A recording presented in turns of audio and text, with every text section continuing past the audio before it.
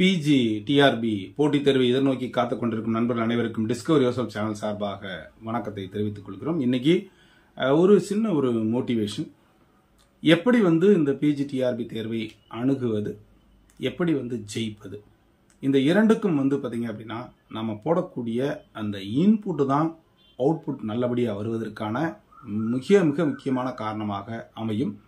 இதில் நாம் ரொம்ப துணிந்து செயல்படக்கூடிய விஷயங்கள் சரியாக பிளான் பண்ணி அதை எக்ஸிக்யூட் பண்ணுறது மட்டும்தான்.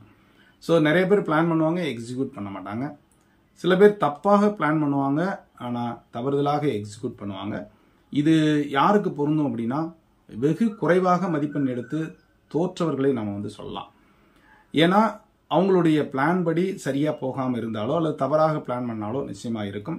இன்னும் என்னடா திரும்ப இந்த பிளானை பற்றியே சொல்லிக்கிட்டு இருக்கோம் அப்படின்னா, நிச்சயமாக அதுதாங்க ஒரு எந்த சக்ஸஸுக்கும் முக்கியமாக இருக்கக்கூடியது. ஒரு முக்கியமான நம்ம போடக்கூடிய இந்த பிளான் எப்படி படிக்கணும், ஒரு தினமும் எவ்வளோ படிக்கணும், ஸோ எப்படிலாம் நம்ம ரிவைஸ் பண்ணணும், அந்த டெஸ்ட் எப்படி இருக்கணும் அப்படின்ற முழு தகவலோடும் நாம் அதை படிக்கணும். அது மட்டும் இல்லை, நாம் அந்த பண்ணக்கூடிய அந்த அப்ரோச் பிளான் ஆனது ஒரு கண்டினியூஸாக இருக்கணும், கான்சைஸாக இருக்கணும், காம்ப்ரிஹென்சிவாக இருக்கணும். அப்போ தான் ஜெயிக்க முடியும். ஏனோ தானோன்னு இருக்கக்கூடாது. அப்போது நமக்கு எப்படி இருக்கணும், ஒரு வெல் ப்ரிப்பேர்டு மெட்டீரியல் நமக்கு இருக்கணும். அந்த பிளானை எக்ஸிக்யூட் பண்ணுறதுக்கு நம்ம ரெகுலரான ஸ்டடீஸ் இருக்கணும். நீங்கள் வேலைக்கு போகிறவங்களா இருந்தாலும் சரி, இல்லை வேலைக்கு போகாமல் இருக்கவங்களா இருந்தாலும் சரி, எதுவாக இருந்தாலும் ஒரு நல்ல எஃபர்ட் நம்ம போடணும் அப்படின்னு சொன்னால் ஒரு நல்ல பிளான் இருக்கணும். இப்போ நாங்கள்லாம் படிக்கிற காலங்களில் நிச்சயமாக ஒரு பிஜிடிஆர்பி கிளாஸஸ்லாம் நிறையா கிடையாது, ரொம்ப கொஞ்சம் தான் இருந்தது. அதே மாதிரி பார்த்தீங்கன்னா மெட்டீரியல் இந்த அளவுக்கு யூடியூப் அந்த மாதிரிலாம் கிடையாது. ஸோ இப்போ உங்களுக்கு நிறைய கைடன்ஸ் கிடைக்குது, ஒரு ஹெல்ப் கிடைக்குது. அதே மாதிரி ஈஸியாக நீங்கள் மெட்டீரியல் டவுன்லோட் பண்ணிக்கலாம். ஸோ புக் இருக்குது, மெட்டீரியல்ஸ் இருக்குது, நிறைய இருக்குது. ஸோ நிறைய ஆஃபர் இருக்குது, நிறைய பேர் கிளாஸஸ்லாம் எடுக்கிறாங்க எல்லா சப்ஜெக்ட்டுக்குமே. அப்போது இதெல்லாம் நீங்கள் யூட்டிலைஸ் பண்ணணும்.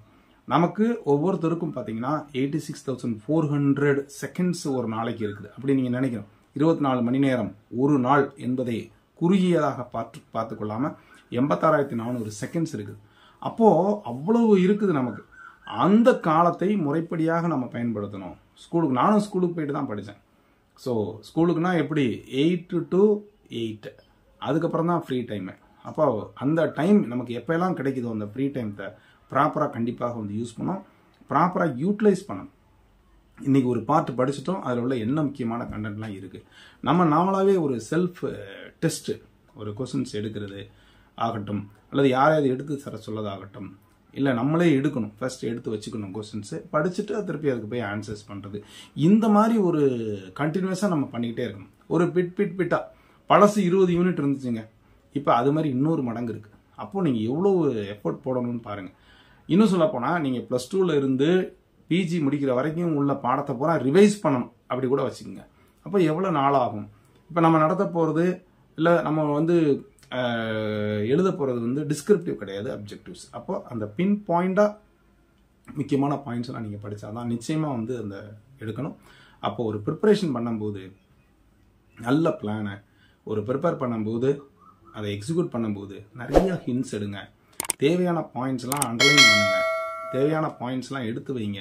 எது மறந்து போகுமோ அந்த பாயிண்ட்ஸ் திரும்ப நினைவூட்டிக்கிட்டே இருங்க, ஃப்ரீக்வெண்ட்டாக நினைவூட்டிக்கிட்டே இருங்க. எஸ்பெஷலி தியரம், பிரின்சிபிள்ஸ், இயர்ஸ் அல்லது கமிட்டி, இந்த மாதிரி விஷயங்களை மறக்காதீங்க. நோட் பண்ணி வச்சுக்கிட்டே இருங்க. ஒன்னோட ஒன்று லிங்க் பண்ணி படிங்க, தொடர்பு படுத்தி படிக்கணும். எப்படிலாம் தொடர்பு படுத்தி படிக்கணும். நாம் எஜுகேஷன் சைக்காலஜியில் நான் நிறைய சொல்லுவேன். அதாவது 1968 தேசிய கல்விக் கொள்கை, நியூ எஜுகேஷன் பாலிசி 1986. அப்போது இந்திரா காந்தி முதல்வராக இருந்தாங்க. அதுக்கப்புறம் பார்த்தீங்க அப்படின்னு சொன்னால் ராஜீவ் காந்தி இருப்பாங்க. பாருங்க 68, 86 அந்த இயர் மட்டும்தான் மாறுது. ஸோ இந்த மாதிரி தொடர்புபடுத்தி படித்தல், எப்படி அந்த ஒவ்வொரு கமிட்டியோட தொடர்புடையது, கொரோனாலஜிக்கல் ஆர்டர், இந்த மாதிரிலாம் நம்ம பண்ணணும். அப்போ தான் ஈஸியாக இருக்கும். இது எல்லா சப்ஜெக்ட்டுக்கும் பொருந்தும். அந்தந்த சப்ஜெக்டை சார்ந்த எக்ஸ்பர்ட்ஸ் சொல்லியிருப்பாங்க, இல்லை நீங்களே உங்கள் ப்ரொஃபஸர் சொல்லியிருப்பாங்க நீங்கள் படிக்கிற காலங்களில்.